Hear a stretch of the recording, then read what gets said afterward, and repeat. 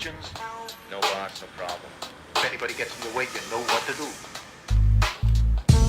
Grand Theft Auto 3 was a red letter day not just for Rockstar Games, but for the entire video game industry. It was the first game that felt like it took place in a living, breathing world, because before GTA 3, Grand Theft Auto games looked like this. It takes a very special blend of circumstances for a game like Grand Theft Auto 3 to come out, and that's what today's episode of Greatest Hits is all about. Most people assume that GTA is made in America, and thanks to Rockstar's global network of studios, that's now, in part, true. But the game about racing and chasing around US cities was originally created in the most unlikely of places, a post-industrial port town on Scotland's eastern coast. DMA Design was founded in Dundee in 1984 by a group of friends who met at a local computer club. Over the next 15 years, the studio created the Lemmings franchise, cult classics like Body Harvest and Space Station Silicon Valley, a Kirby title that never saw the light of day, and a couple of games about stealing cars you may have played. There are a lot of games to cover here, so to do this, I'm going to have to spend couple of months reaching out to as many folks who worked at DMA Designs as possible, which is tricky because some of them have fallen off the face of the earth, others left the industry a long time ago and don't want to talk to some weird Irish guy, and more still work at Rockstar North. And if you know anything about Rockstar, it's that they're one of the most cagey when it comes to talking to the press. So we're also going to be using our friends at the Video Game History Foundation to unearth some never-before-seen assets and concept art. And seeing as we're forced to do this whole thing remotely, we're hiring a video team in Scotland to go and film the other big character of this story, the city of Dundee. So what's the point of this video? Well, aside from having just a fun, nostalgic romp about a bunch of old, classic games, I want to answer a question that's been bugging me for a really long time. A game like GTA doesn't just happen out of nowhere. So what was it about DMA Design and about Dundee and about that time and place that created one of the most important video games ever? And there's one more thing we need to cover in some respect.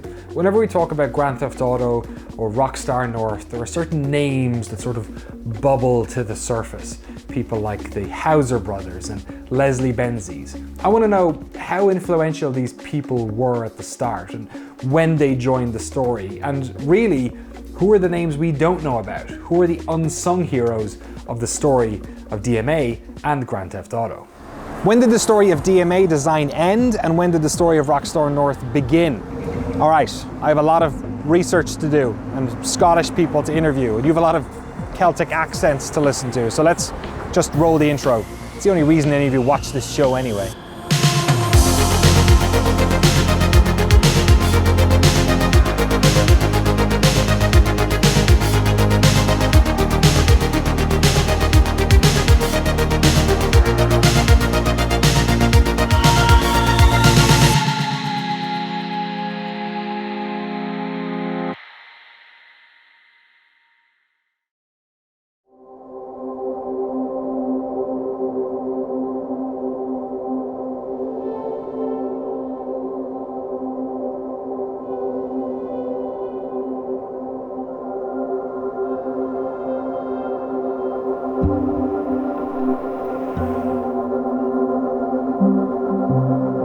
DMA Design was founded in the Kingsway Amateur Computer Club in the Scottish city of Dundee. Dundee had been a successful seaport for centuries, and it was during the 18th century it found itself in the heart of the textile boom, supporting a network of jute mills which employed some 50,000 workers.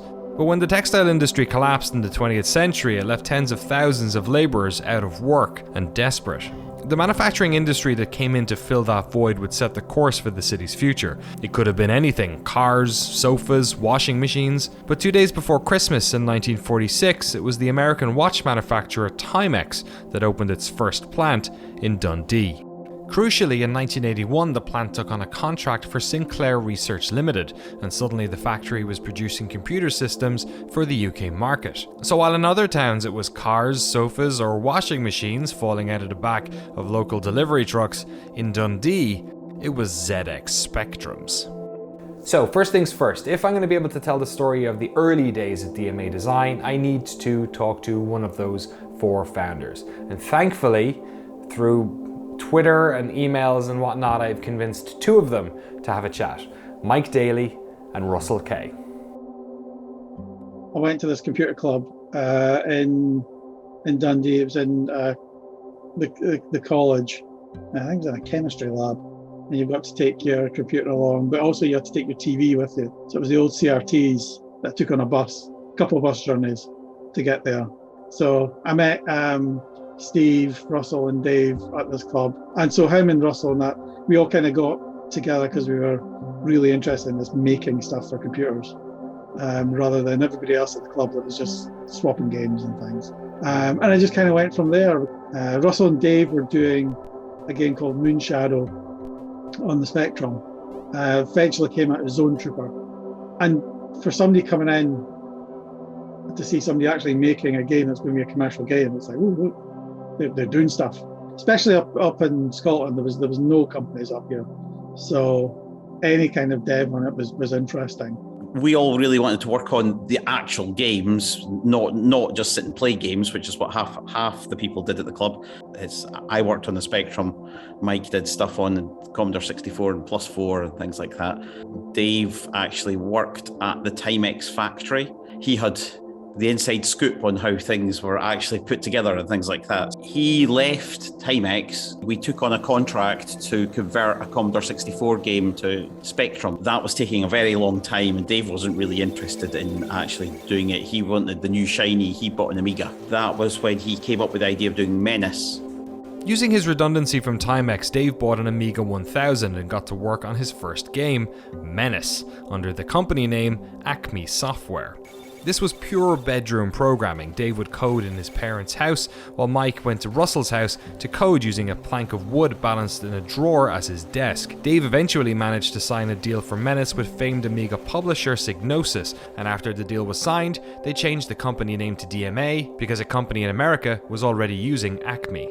That game got published, and he started getting some money for it. And at that point, he realized, that what's the point in staying at college doing all this stuff? I could go and make money on that. So he decided to give up college and start doing it full time.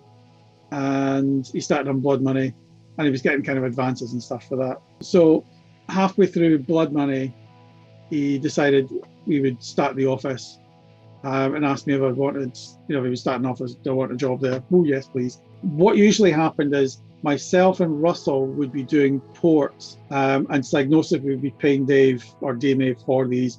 Then he'd pay us, but me obviously salaried and Russell as a freelancer. And that would keep the office going while Dave looked at original work. That was the idea, is that the ports would keep the company going. So he just took anything on that Psygnosis had going.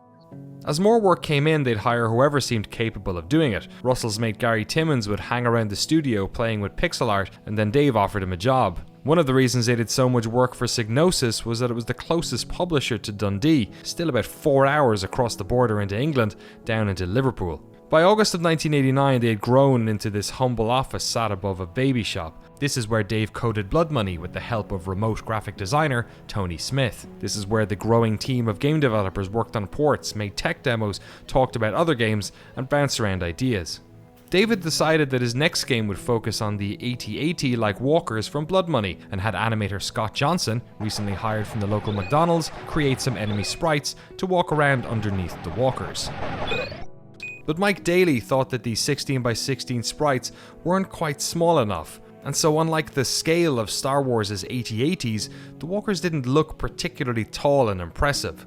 And so began a conversation about how small you could animate a sprite while retaining believable movement. While all this was going on, another creative problem was being solved. Russell was fawning over a particular gun from the game Salamander that traced along the bottom of the screen. This mishmash of conversations and ideas and problems would eventually lead to DMA's first greatest hit.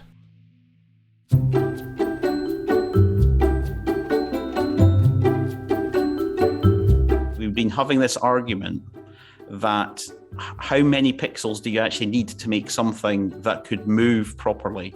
And Mike wanted to prove that you could make them tiny. That there was a game on the Commodore 64 called Beachhead, and that had very small characters that could really nice animation. Other people had been arguing that Prince of Persia, where it had quite large characters that had really nice animation, that you couldn't get that animation in such a small number of characters. And Mike wanted to prove us wrong.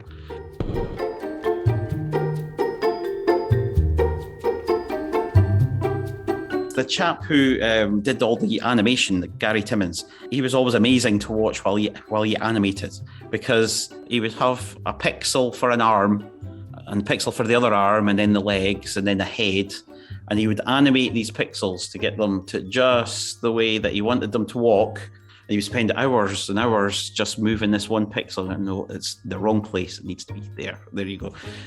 Okay, I edited this whole section not thinking I'd have to explain what Lemmings was, but I've just realized it's like a 30-year-old game. So here is the briefest explanation for the gameplay of Lemmings for all you young whippersnappers. Basically, you start each level with a bunch of these little lads walking across the level. You have a bunch of jobs you can assign each lemming, and the idea is to dig, climb, and crawl your lemmings from that entrance to an exit somewhere else on the level. It was the biggest thing in gaming in 1991. Dundee even has this commemorative statue in a park just down the road from the boys' early office. And if you go to the shop underneath the office, there's a plaque saying that they made lemmings here. Of course, none of this explains why they look like this. What is this thing? It's not a lemming. It's got like green hair and no mouth or nose and wearing blue overalls. Doesn't make any sense. So of course that was the first thing that came to mind. Why do they look like that? And this is a game made in the 90s, so naturally the answer was something ridiculous. The colour of them, the green, white and blue, was to do with the EGA colour palette, because you had limited colours there. So on the Amiga there could have been anything. But doing it on the PC, there was this limited choice. So it was either green hair and blue dungarees or blue hair and green dungarees. And it was just decided that the blue dungarees and green hair was nicer. And we all sat and talked about what the game could actually be and things like that. And I did the prototype because we decided that 10 lemmings wasn't enough. 20 wasn't going to cut it. We had to have 100. We just did things for fun, you know. That was kind of was pretty much just a lunchtime kind of. Oh, all right, I'll have a wee think about how we could do that. If we were going to make the lemmings follow the landscape, no, like I was saying, it's the salamander bullets that followed the landscape. How would you actually go about that? I'd had an idea how to actually go about that, and it took me a kind of few lunchtimes to kind of put a little prototype together, and then it took another few lunchtimes to actually work out how to draw 100 of them at once. So I mean, Lemmings itself, Dave and Gary came up with the skills, and when we got them, that was the skills. It wasn't like it was, oh, that skill's not working, we'll take that, we'll do another one, or we'll do this. It just, I mean, that was what we got, and we worked around it. I think Lemmings took about 9 months or so. Once we started doing levels, we were getting like a 10 of a level that got into the game or something. Which, when you look back at how much it made, wasn't that much really. I think Dave managed to get a couple in, but they weren't particularly good ones. He kept making these levels thinking they'd be great, and we'd solve them in like 3 seconds, and then he'd go, well, that's not right, and then he'd go away and try and make them harder. Steve didn't get any levels in, they just didn't work very well. So it was really me, Scott and Gary that got all the levels done. And we all had really different approaches to doing them. I really like making big pictures and making you play through them. Whereas Gary ended up putting down like 3 blocks and then 1 skill, and you had to get out. They were really tricky. But we were all trying to beat each other with these levels and just make them as hard as possible. My levels were never very good. You know, I'm better at writing the code than I am actually making things like that. It's when you do a PC game back then, you didn't just have one graphics card, and back then you didn't have anything like DirectX, so you weren't writing just one set of code. I had to write VGA, EGA, CGA, and each one quite different from each other. It wasn't a lot of common code that you could actually have. From day one, they were Lemmings. That was always the name. And were they lemmings like you'd say, like, that's a lemming, that's the animal a lemming? Or no. Were they lemmings like the concept of a lemming, like a sheep? They were the concept of the lemming. They were following each other no matter what happened, even to the point of death. And they were never meant to look like a lemming, the actual creature. In fact, I don't think we could have even told you what a real lemming looked like. No, as far as we were concerned, they were real lemming. They were a cultural reflection of ourselves. When we originally wanted to do we had the Lemmings dressed up as Batman and Robin, and as the Addams Family, and as the Munsters and stuff like that. So a lot of what they've done with Lego and things like that was what we were thinking about in terms of Lemmings. They were a no man that you could put everybody into. In the weeks and months after its release, Lemmings steadily built an audience. It wasn't an overnight success, but as time passed, ports to other computers were demanded, and so DMA had to expand to meet it. The studio more than doubled in size, with some developers working on ports and others developing a sequel to Lemmings. But while the studio was larger, Dave Jones's business plan was still the same: have a solid backbone of porting and contract work that would pay for the development of original games. So in 1991, while they worked on Lemmings 2, DMA was using their newfound fame to score a contract with one of the biggest game companies in the world. Up to about 95, because we started obviously doing Lemmings 2, we started doing like SNES stuff as well. I did the SNES version of Lemmings 2. But we also started getting interest from Nintendo for doing other things as well. We actually had Miyamoto up at the offices while we were doing that as well. Between 92 and 95, we did Lemmings 2 on a few platforms. We did Uni Racers on the SNES. We did start doing a Kid Kirby game, but it just didn't finish anything. So that ended up getting canned, which was a shame because it was a proper Nintendo Kirby game. Right. It could have been good fun, but just, yeah. Was that from the Miyamoto visit? What was that like, having Miyamoto in Dundee? We didn't really know who he was at the time. Right. Because it was, early 90s. It's like, he wasn't the huge name everybody knows of him later. He was just, there's a guy coming around and try and wear something neat and we'll be standing behind you for a bit. That's kind of it. Kid Kirby was one of a number of projects that never saw the light of day, and this was kind of par for the course for studios like DMA back in the mid-90s. Kind of like record companies, studios would often have multiple projects going on at once, taking bets on which one would be a success. With shorter dev time and much less known about consumer behavior in video games, it made sense that some games just didn't take off. But DMA was also suffering from other common growing pains. While some teams within the studio had the right mix of experience and personalities, others didn't. And while a great team didn't always necessarily create a great game, a bad team never did. You could tell from working with a team whether they had traction and the game was going forward, because that was the first barrier. DMA was famous for actually never finishing things. I'd just come off Uni Racers, and Uni Racers was a really functional team, and then I went across to work on Kid Kirby, and that was just totally different. That was my first experience of, hang on, I thought game development was like this, but it's like this. So yeah, just personalities involved, the approaches of people. So yeah, when it got canned, in the end, I was not particularly shocked.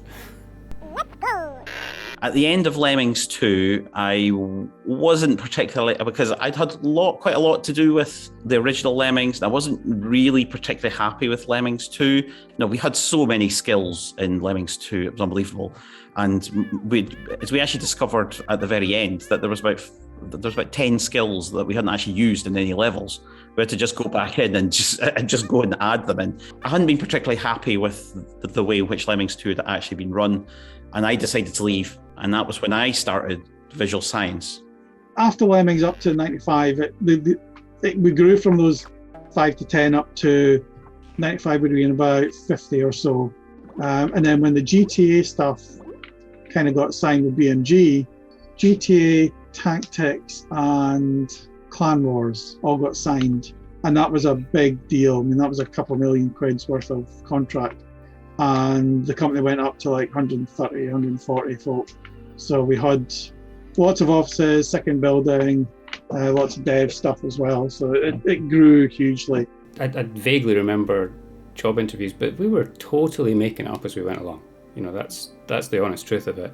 Nobody really knew. There was no template you could follow. Nowadays, you've got people who've come through university, they've trained to do video games, they're all fluent in all these software tools. But remember, this was like pre-internet, so nobody could download a tool from a website and figure out how it worked in their own time and then come and use it. We were getting people coming for jobs who literally hadn't touched a computer. Yeah, I think people forget just how pioneering a lot of that stuff was back then, and particularly before the internet. Like when you couldn't just Google something, you literally had to know someone, phone them, wait for a magazine to come out, go to a library in order to find this stuff out. you can't comprehend it now. It's a totally different world.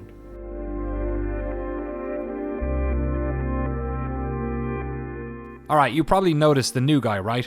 His name is Colin Anderson, and as the keyboards in the background suggest, he was the audio director at DMA for several years. I got his email through somebody else at the company who suggested Colin could speak to the variety of teams that were working at the studio once they expanded after the launch of Lemmings. So let's set the scene. DMA has now ballooned up to about 100 people and they're working on multiple projects. And while Lemmings had been a success, it had come because of this sort of brainstorming ideation that had come from everyone in the studio. Everyone was sort of like had their paws and fingers in Lemmings to a certain extent. With the studio much bigger and working on loads of different games, that type of creativity, it's not exactly scalable.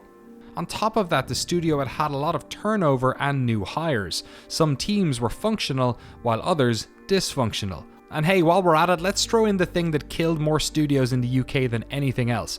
The move from computers to consoles, from 2D to 3D.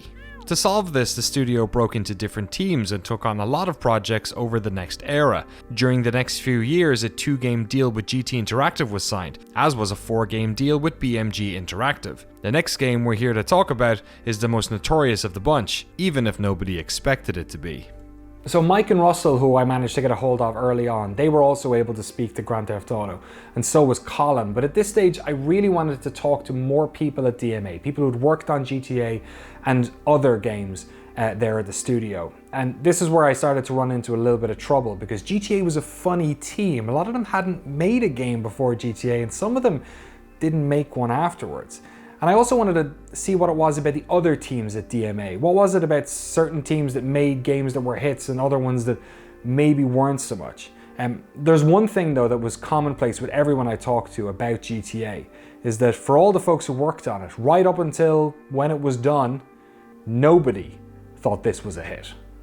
Good shot, kid. I think you got him. Good shot, kid. I think you got him.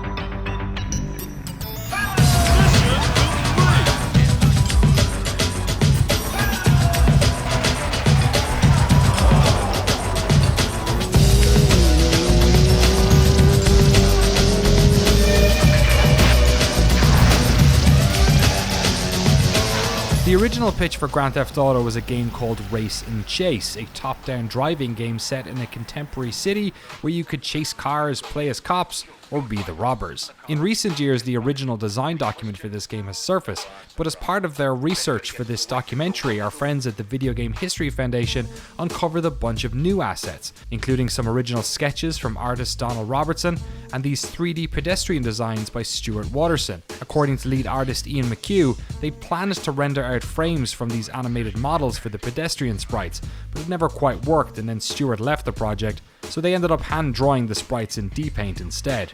I did the initial prototype for GTA. The game itself was team driven. I mean, the whole design and everything, everybody in the team contributed to the direction of it or whatever. And although Dave took the major decisions to go, okay, it's not going to be cops and robbers anymore, it's just going to be robbers and we'll do this, everything else that made the game really fun and entertaining was suggested by team and implemented by the team.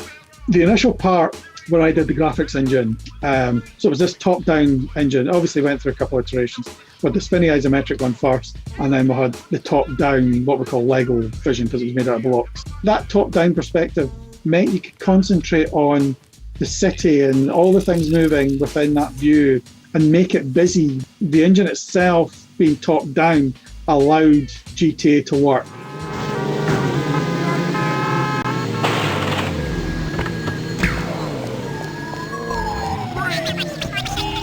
So, you know, for the first few months of its life, it was called Race and Chase, and you were a policeman, and you were trying to clean up the city. But it was only once we actually got a playable kind of prototype, you know, a demo up and running, it became apparent that if you were a policeman, if you were going skidding through the park, knocking pushchairs and buggies out of the way and running over old people and families having picnics, you had to get penalised.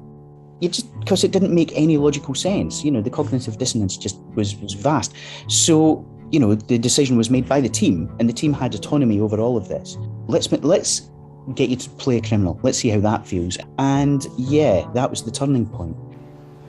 Now, all the people in here are working on what DMA hopes will be its new blockbuster. It's a game called Grand Theft Auto. It's got to be finished by the end of June, so they're involved in some pretty hard work in here. It's all about a car chase through the streets of a fictional, probably American city. Here are some of the maps they've been working on.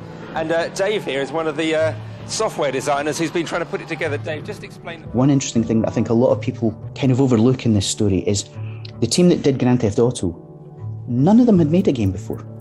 It was a brand new team. You know, they had all come from different backgrounds, very different previous roles and everything. So this was a first.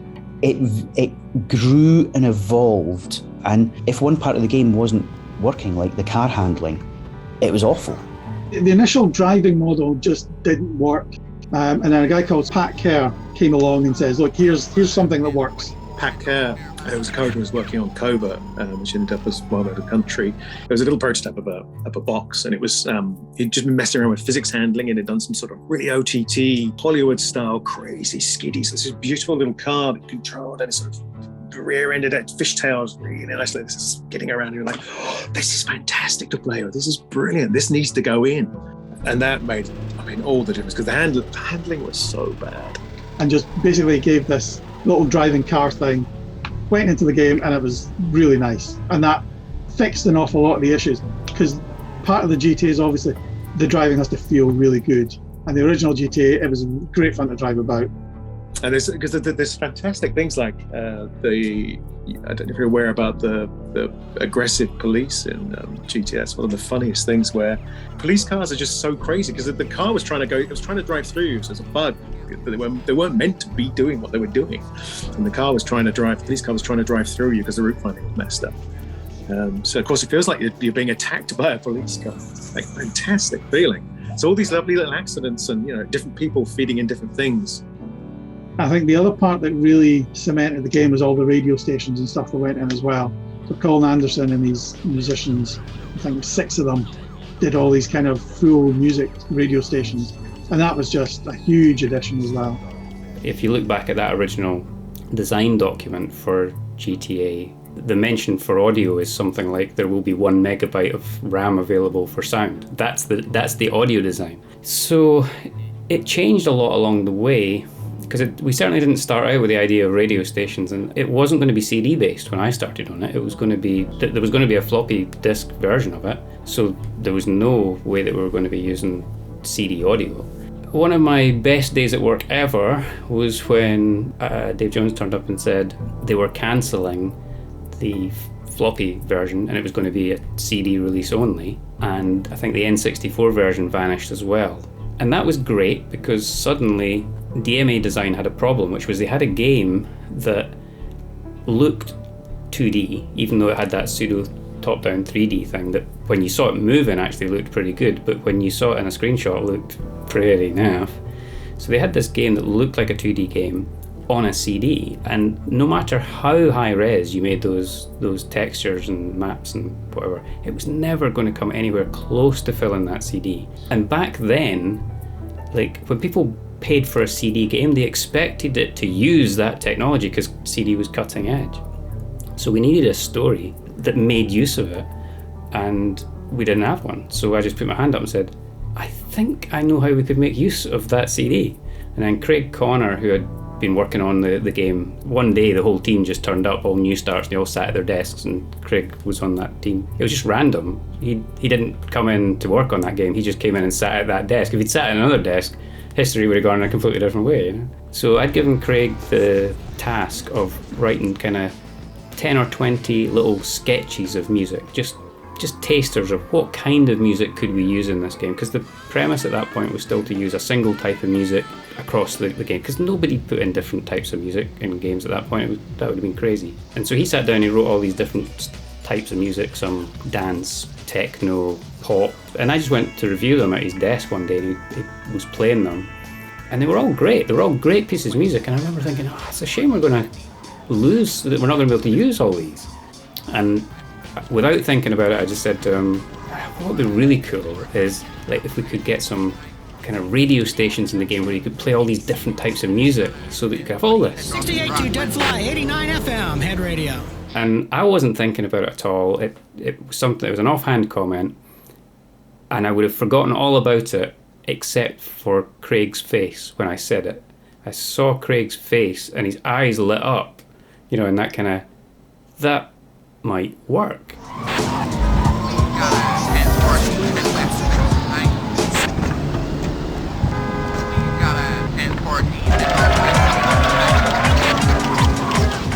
Now this is DMA's music department. As you can see, they do use real instruments here. Let's find out what they've been doing for the Grand Theft Auto project. Craig, what have you been contributing? I'm working on a radio station at the moment, the hip hop station. There's a variety of different stations in each car that you go into. Every time you get into a car, you get different music? Yeah, different station. So this is a hip hop channel that we're in the middle of doing just now. So you're not just taking it all off a CD, you've actually composed it? No, everything's composed in-house, yeah. Amazing amounts of work. We'll let you get on with it. Right, okay.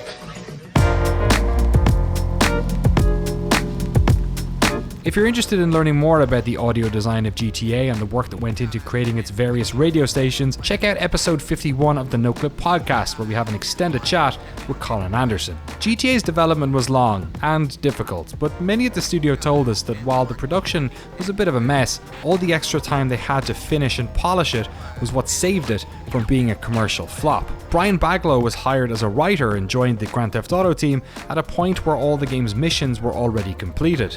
His job at the time, to retrofit these missions with stories.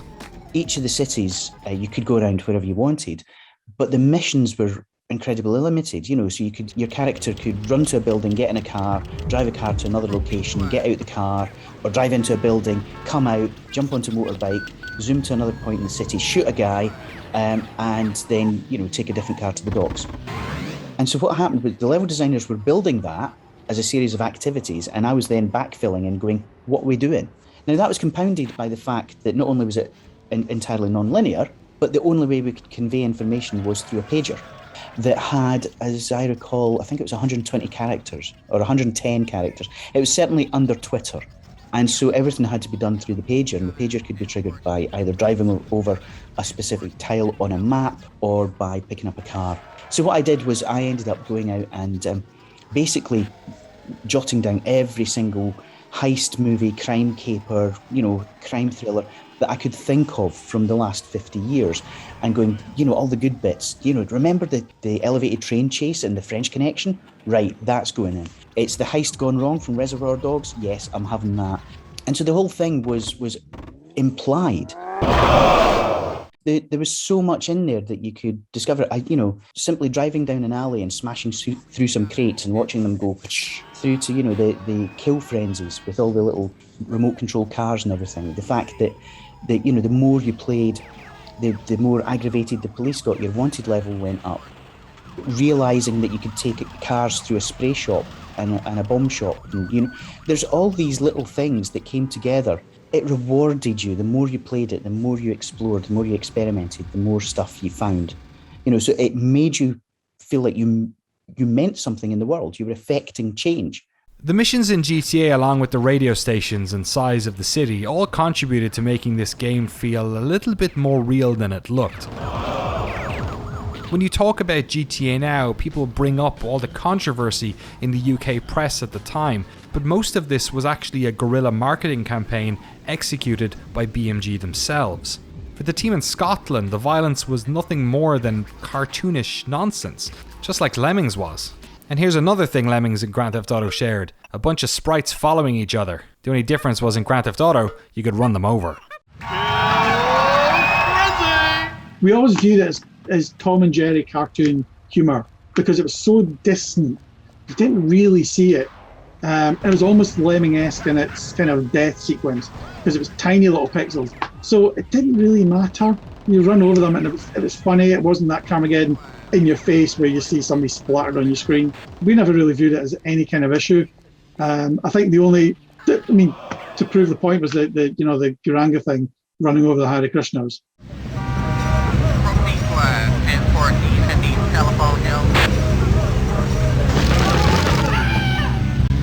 All the scores that add up and everything, it all goes down to that arcade roots that it came from, and all the missions and everything came along later. So that Guranga thing just, it was a multiple kill situation that you would have had in the arcade with spaceships. We just kill them all, and it was the same kind of thing.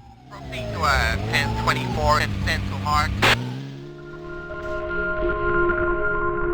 While DMA worked on the PC version of GTA, it was the PlayStation version that brought the game into living rooms all around the world. Russell Kay had left after the development of Lemmings 2 and founded his very own studio, Visual Sciences. But then one day, deep into GTA's development, they got a call. So DMA had been working on Grand Theft Auto for quite a while. We got a phone call. Initially, it was pitched to us that they were needing a bit of help with the PlayStation 1 version and Sega Saturn, actually. It turned out they didn't have it running on either of them. And to tell you the truth, the team had no technical knowledge as to how they were actually going to do this at all. Grand Theft Auto. And we thought we were going to have to ditch some of the game itself to make it fit, but actually we managed to get everything in except for trains. While we didn't have trains that you could get into in the PlayStation 1, we still had trains that just moved around the city, but a player couldn't get into a train. And so we had to cut out one or two missions that were all revolved around trains. I don't know whether or not they kept them into the PC one or if they'd removed that as well. There was a question mark as to whether or not, because there's from memory, there's 3 levels in GTA. We thought we were only going to be able to have 2 to start off with, and that was mainly a time thing, whether or not we were actually going to be able to do it, because we also had to cut down all the graphics palettes. They'd done full color 256 color graphics, and on the PlayStation 1 we could only handle 16 colors per tile.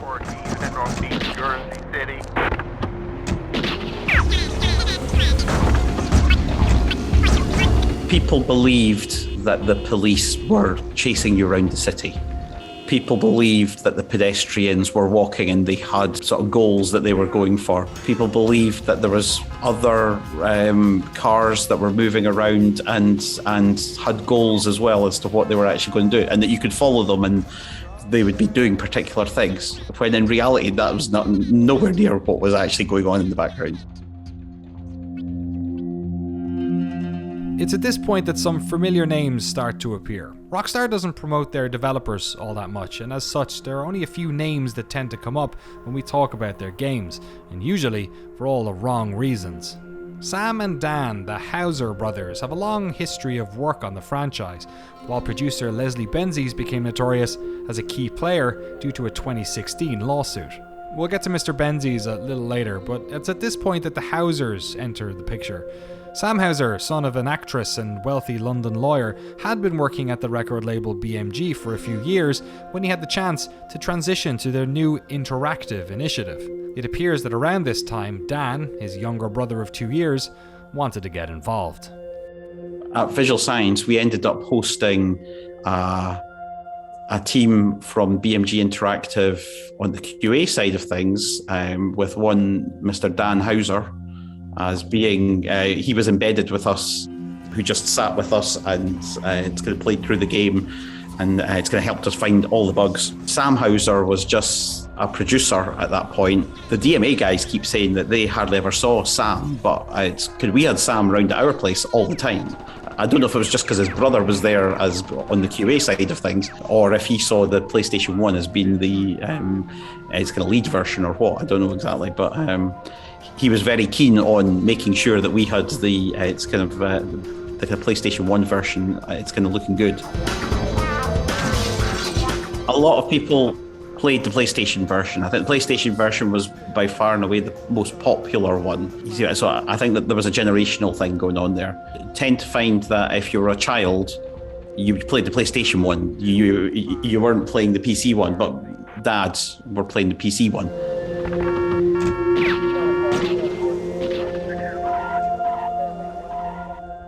The other games that were in development were a mishmash of ideas, but many of them shared a similar DNA. A seed you could argue was planted with Lemmings. They were all Sandbox Games.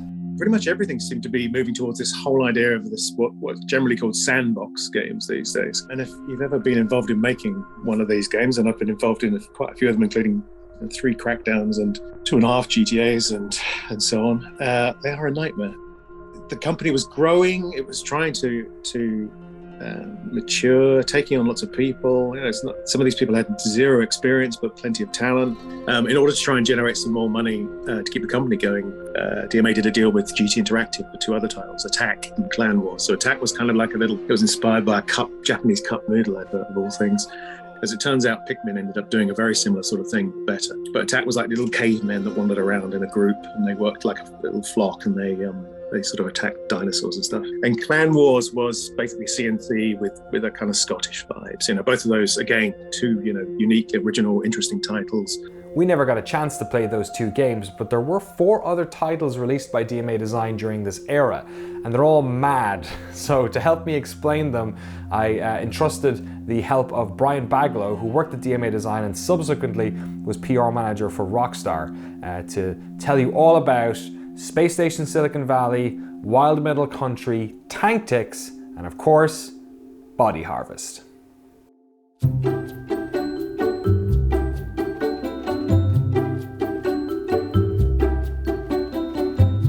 So based on the success of Lemmings and some of the earlier games, DMA got signed to the Dream Team, which was the group of developers around the world that Nintendo put together to launch their new console, which was the Nintendo 64.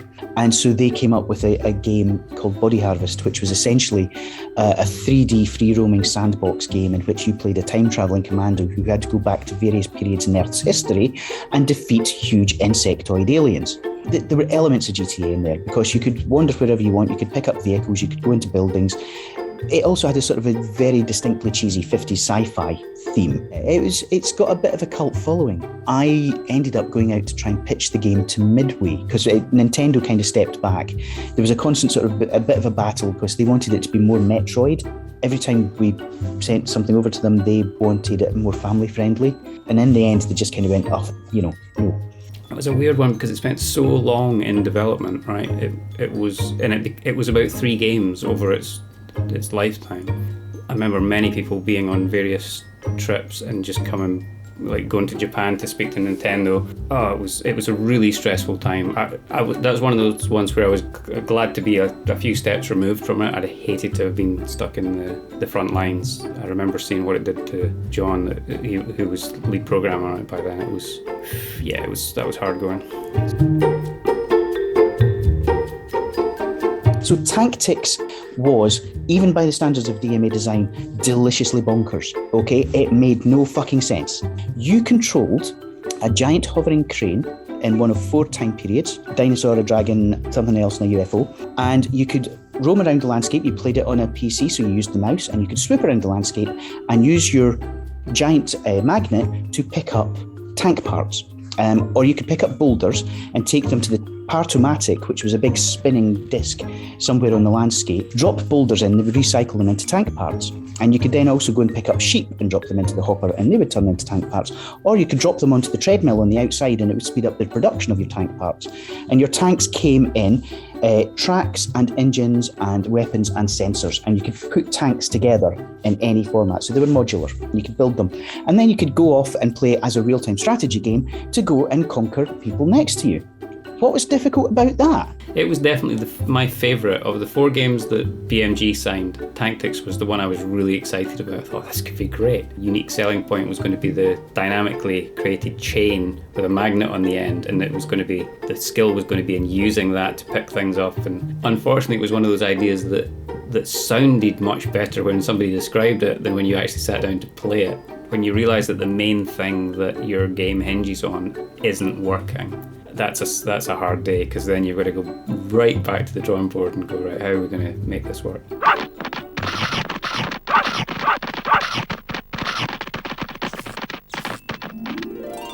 So Space Station Silicon Valley was set in a space station which had been lost in space for years, and it was an experimental space station populated entirely by robot animals. All of a sudden it pops back into existence just in the solar system, and so they send up Earth's unlikeliest heroes, Dan Danger and Evo the robot, and they crash into the space station, and Evo is junked, and all that's left is the silicon chip inside his head. You know, he's just a silicon chip, he has no power, so he powers down really quickly, and to survive he has to jump into the different animals. And so you can become all these different animals, but there are different variations on each animal. So you've got a dog, but then the dogs have evolved in different ways. So you had a dog on wheels, which had little rocket packs, so you could have races. There was also a dog with wings and a lovely white scarf and flying goggles, so you could go zooming through the space station. And so you had to basically get through all of these different levels, solve puzzles, get to inaccessible places, hit switches, all the classic platforming mechanics. The Silicon Valley team were a good team. They definitely knew what they were doing. Good bunch of people. They knew their stuff technically. They were curious, inquisitive, and figured things out as they went. They were pretty productive. And yeah, the game, it was a classic DMA game. How do you market that? And that was always the problem with DMA games, was we just focused on developing something that made us smile and that we loved the idea of. But then when it came to actually communicating that, I do not envy the marketing team at any of the publishers we ever worked with. Yeah, they were a good team. Les started as a programmer. He was lead programmer before he was producer. He took over production later on. It was clear that it needed more production, more hands-on production, and he was brilliant at it. He was just really good at it. And he worked really well with Gary Penn as well. So Gary came in as creative manager, and he helped to sort of focus that project a little bit, as he did with so many of the games that DMA were working on. They were working on a game called Covert, which was going to be sort of a hunty, sneaky stealth game. Couldn't get it working, so the team kind of flipped and they came up with this open world game, again Sandbox, where you played tanks, and the tanks all had different characteristics, different performance, different handling and everything. And you basically had to trundle around the planet, blow shit up and collect power cores. Again, the sound was fantastic. I thought the level design was wonderful. Rockstar published it and it came out on the Dreamcast as Wild Metal, because I think the consensus was that country would make people think it was a country and western game.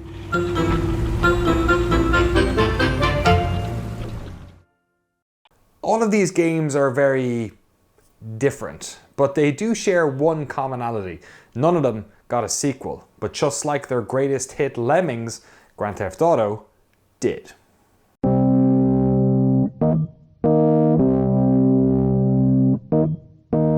Soul making, sound shaking, earth quaking, change. GTA 1 is still my reference point when people talk about the importance or not of polish time, of post-production on projects, because I saw what GTA 1 was like when it was feature complete, technically had everything that it was ever going to have, and it was borderline unplayable. Yet you fast forward 6 months and all you've done is tweak stuff. You've fixed bugs, you've tweaked physics, you've changed bullet velocities, you've improved the audio, you've done all this stuff, and it came alive. The team had been on it for 3.5 years. That was a long time back then in the mid-90s. That was a long, painful development. There was a few people got burnt out. So I think they just wanted to do something very different, and the obvious thing was to change the setting and set it 20 minutes into the future, I think was the phrase. So there was a lot of sort of references of Frank Miller stuff and everything going around, because it was just, right, we need to make this substantially different.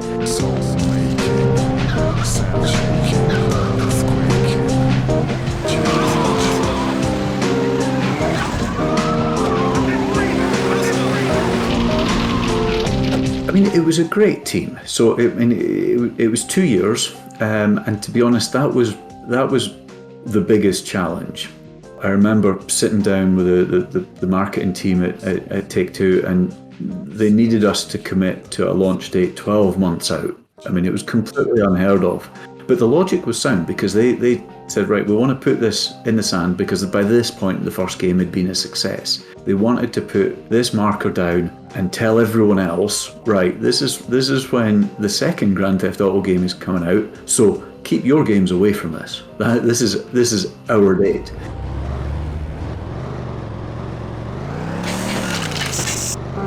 It was a worthy successor to GTA 1, I always thought. The difficult part was when we had that 5 minutes into the future design challenge. That was...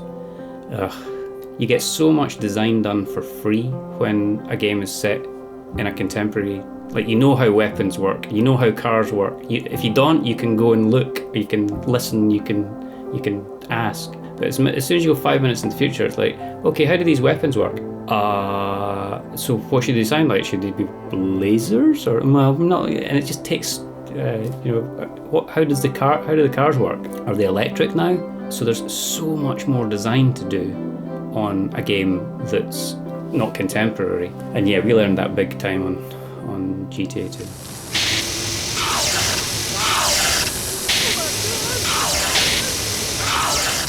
The last sort of 6-9 months were basically just a big long crunch. I mean, no one was chaining us to our desks, but we knew we couldn't knock off at 5 o'clock and get everything done and get the game shippable in a state we wanted. So I can certainly remember one time where I drove everyone home at 7 in the morning because we'd worked through the night. The Goldmaster was due to be Concorded over to New York or something, so we had to meet the Concorde, and it got picked up in a taxi from Dundee, taxied down to Heathrow and Concorded over to New York. So it's like, yeah, we need to just pull out the stops here, you know.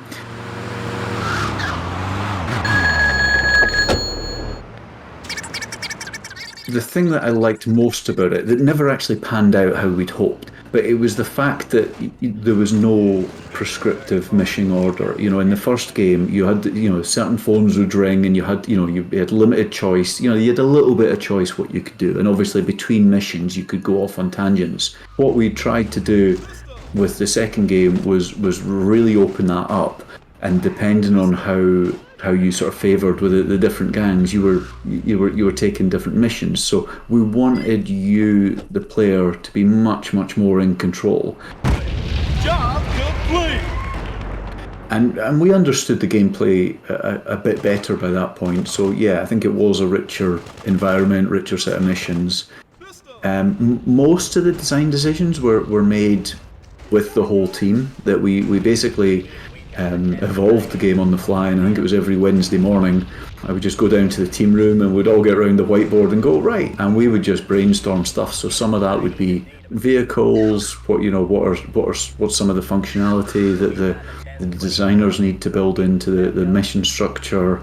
Kind of got done by committee, which was great in terms of getting the team bought in, but it was just a very different structure to how you develop games now, where ultimately it's a much smaller group responsible for making sure it's tight and focused. But it did mean everyone was bought in, because it was all group decisions on what could and couldn't make it in.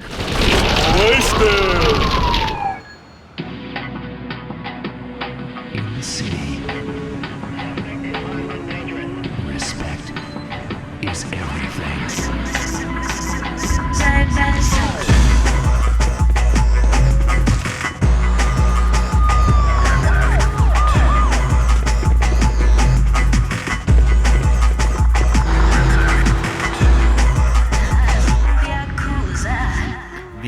Intro to the game was like a sort of a super cutted version of this movie thing that was used for marketing, right? We were aware there was the intro movie getting cut. We weren't really involved. I remember us all being really impressed with it, so there was no problems. But no, we weren't really involved. Whereas on the first game, I think there was a promo video shot, and the dev team went out and drove around Dundee and were hanging out of windows shooting fake guns down at the docks in Dundee and stuff. I don't know if that video still exists, but GTA was now big enough that we weren't going to get away with doing that again.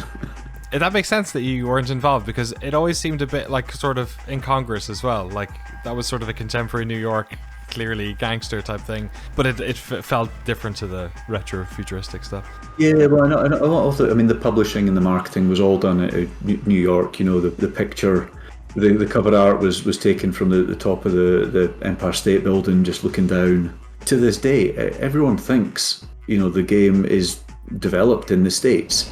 It's just because it's got that vibe, and because there's not, in the scheme of things, that big a deal ever made about it being something that comes out of Scotland.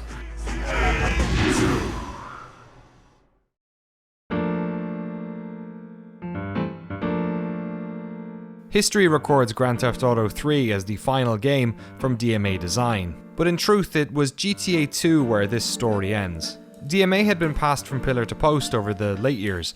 Just before the release of 2, Dave Jones sold DMA Design to Gremlin Interactive for £1 sterling and around £2 million in debt.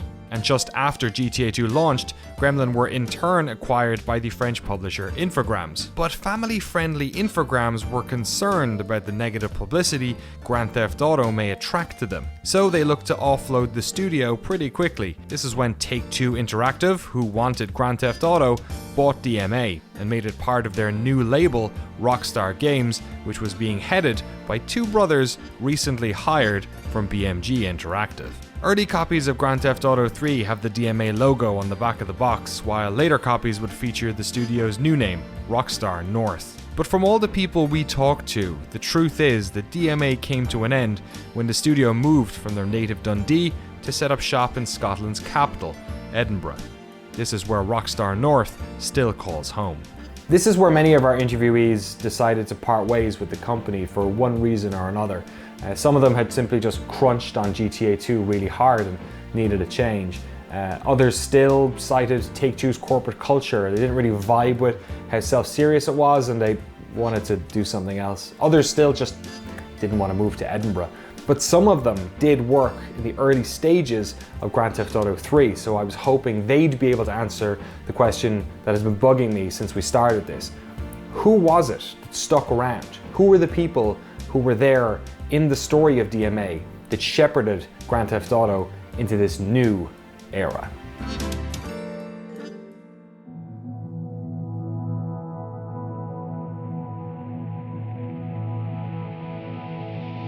So the Silicon Valley team was superb. So you had the core of that team was Les, who was the coder, and he was kind of looking after the team. There was Obi. Obi was fantastic. He was a really sharp coder. And then Aaron Garbett, who was the artist, very creative. And they were kind of the core of that team. And they became the core of the GTA team, so GTA 3 team. And they were a really good, tight, effective unit, really good at getting things done, which was the best thing about it. And they also had a really, really good game feel. They really understood, you know, the importance of how things should feel. I think it was Les's belief in himself and Obi and Aaron that they would get these, they would be able to make this game properly 3D. It was essentially the Silicon Valley team that took over GTA and became the GTA 3 team at that point. So the Silicon Valley team, to my mind, were the team that really took it and ran with it. But the way I always looked at it was, it took the whole of DMA Design and every game that DMA Design ever made to make GTA 3. Because when you look at what it became, it had bits of Body Harvest in it, the open world vehicle 3D thing, or they'd already encountered and attempted to solve the design for how you structure missions in 3D open world landscapes. Same with Silicon Valley as well, they'd already done that. But then the physics part of GTA 3 came from Wild Metal Country, because I think it was Bill Henderson was working on the physics. Like, Wild Metal Country was really heavy on the physics. It felt like no one team within DMA on its own could have made GTA 3.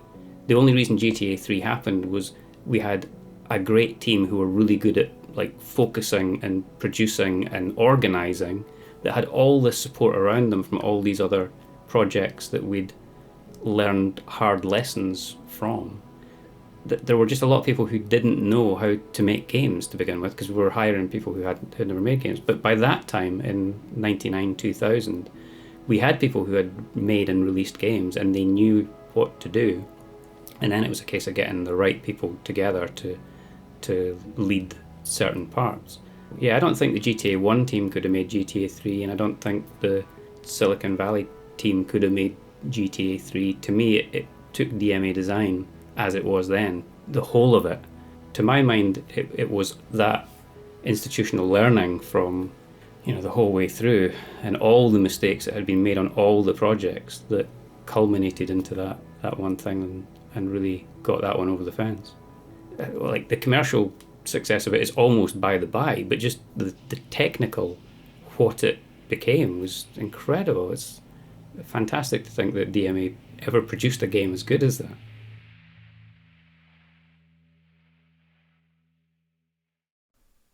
Hey, so this documentary was done, and then I got an email from somebody important, who was like, I worked on a bunch of these games at DMA, and I worked at Rockstar. If you have any questions, let me know. It's the finished doc behind me. So this is about as late an 11th hour interview as I've ever done. Hello. Hey, how are you? Hey, there we go. Not too bad. How are you keeping? All right. Good Thanks. to talk to you. Let me just say that I'm actually a quite big fan of your series. I think your videos are amazing. Wow, thank you so much. That means a lot. Whenever we hear like people who actually make games, especially, you know, some of the best games ever, watch our stuff, it's like the most humbling thing in the world. So thank you so much. Yeah, no problem. No problem. It's always fun to talk about the good old days at Dundee. So, anytime. So what are your, strongest memories of your time working on Space Station Silicon Valley then? It's really just the camaraderie. It was a small team with just 10 people. So 4 coders, maybe 3 artists, 3 level designers, something like that for most of the time. Grew a little bit at the end. And, we do everything together, like typically go out drinking on Wednesdays and then again on Fridays, just with the team or with the company. There wasn't a design document that we had to strictly follow. But because everybody talked to each other in the team, it all worked out in the end. You feel like you can criticize other people and you can take criticism from other people. That's half the battle, because then you can have an open discussion. Everybody listened to everybody. It was just really fun to work that way. So we finished Space Station Silicon Valley in 99. I guess it was late 98, I guess. And in 99, they set up another office in Edinburgh, because basically there was quite a few people like me that didn't really love Dundee. I mean, it was fun to work there for a while, but it's, couldn't see ourselves starting a family there. So they set up an office in Edinburgh, which is just an hour up the road. And I volunteered for it, and most of the Silicon Valley team went there straight away. But it wasn't really a plan for what we're going to do. We just went there, and then we kind of sat there. I was like, okay, now what do we do? So what ended up happening is everybody started doing their own project. So it was Leslie and Aaron that said, well, why don't we work on GTA 3? Because, GTA 1 was such a great hit. GTA 2 didn't do so well, but we can take it into 3D, and, they could see that's going to go somewhere. So they started doing that, and literally within 2 weeks, like everybody just went, yeah, this is a great idea. So everybody sort of teamed up, and we started doing it. And in fact, it didn't really come from management, didn't come from New York. They just kind of let us do it for a bit. And then after maybe 4 or 5 months, they went, well, this looks pretty good. So yeah, okay, carry on, just do what you're doing. Whereas before, it sounded like they were actually planning to give it to another company altogether, because, GTA 2 wasn't really working out that well. But at that point, they just kind of went, okay, fine, we do GTA 3. You came the wrong way, huh? Leslie Benzies did make a design document with everything spec'd out, like the weapons and the sort of type of vehicles we have. But basically, I think everybody was pretty confident that it was just going to be, GTA 1 in 3D. There's some things that didn't really work that well. In GTA 1, they had like a lot of the missions you took through phone calls. That was really not something that we felt would translate that well to 3D. It was kind of weird to answer the phone everywhere. So we sort of ditched that idea. But I mean, these are all minor tweaks. I mean, the gameplay was just great. It was just a matter of making it 3D. And of course, 3D gives you more opportunities too. All of a sudden, the weapons are more interesting. So you can have blow up this truck, and there's multiple ways of doing it with a rocket launcher and the grenades or whatever. So, sniper rifle doesn't really work in 2D, but it works in 3D. So it just led to more interesting missions just because it was in 3D. Now it was about 25 people. So basically the Space Station Silicon Valley team plus a few other people that had finished their projects, and maybe some new hires. But it was still the same. You'd still sort of go out together and stuff.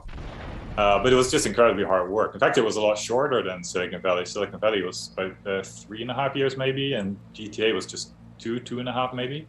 Not as crazy as Vice City though, because that was just 1 year. In that year, we also did the PC version of GTA 3. So that year, it was a bit much. But GTA 3 was fine. Yeah, it was just fun. Okay, so you're saying that like 25 people over the course of like 2.5 years made like the first open world city game, and your enduring memory was that it was a good laugh. It was a good laugh, yeah. And it was still time for, it is Scotland. It was still time to get pissed twice a week, so it was all good.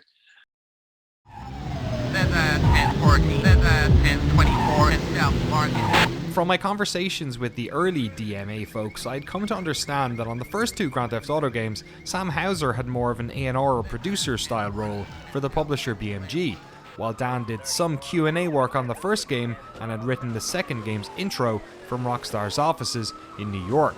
This office founded in 1998 when Take-Two started Rockstar after the acquisition of BMG Interactive.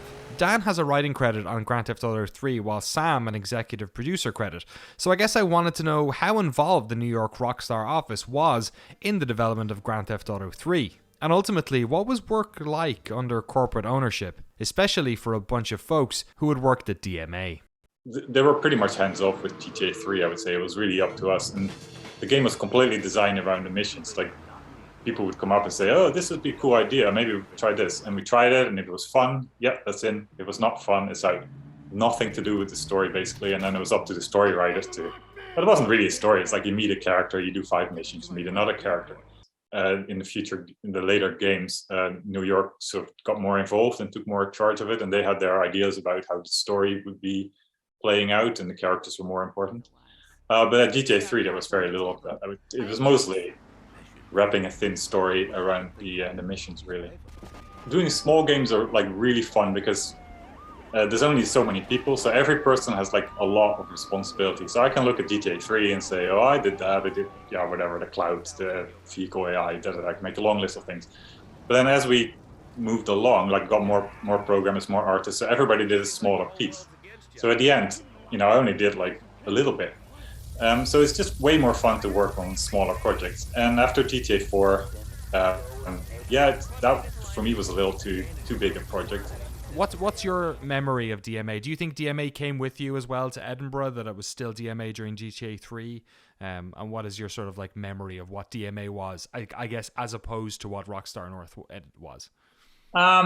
I don't think of it as the same company. No, I think DMA stayed in Dundee, and it sort of slowly dissipated into other companies and all the people that work there still. I think Dave Jones had a lot to do with it. I think the freedom had a lot to do with it. So yeah, no, it just became different. It became more corporate, and not in a bad way, but more focused and more sort of single track. Whereas in DMA it was all, it was chaos. It was like interesting projects being cancelled, new projects being started all the time. That just disappeared. So no, DMA was something that happened from 85 till 99, and then it's sort of, as far as I'm concerned, it just kind of went away.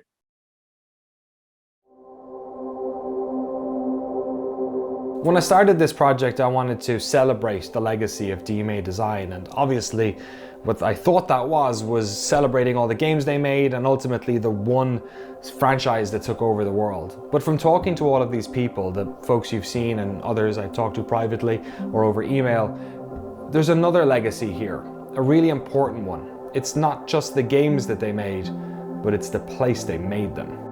Since the closing of DMA Design, the city of Dundee would go on to become one of game development's most influential cities. Not just the many games that were made here, but pioneering innovations in education, technology, and entertainment. Inspired by a handful of local boys who made some of the biggest games in the world, Dundee would go on to embrace video games as an industry that everybody could be a part of, which is why today a city in Scotland with a population just shy of 150,000 people is recognised as one of the most important video game hubs in the world.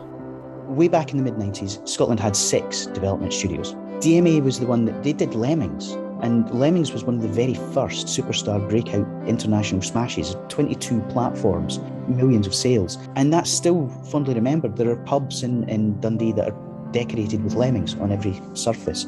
I would argue that the fact that DMA was there and visual science really helped directly inspire Abertay University to go, hang on, maybe there's something that we could be teaching them this whole game thing. And they did. They created the world's first video game development degree.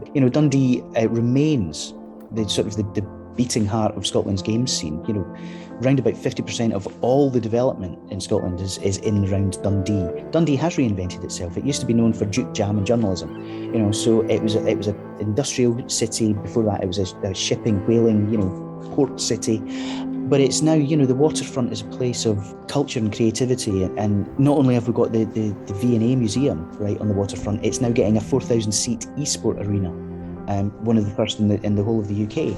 So it's continuing to innovate and pioneer, and it's still inspiring people across the whole of the country.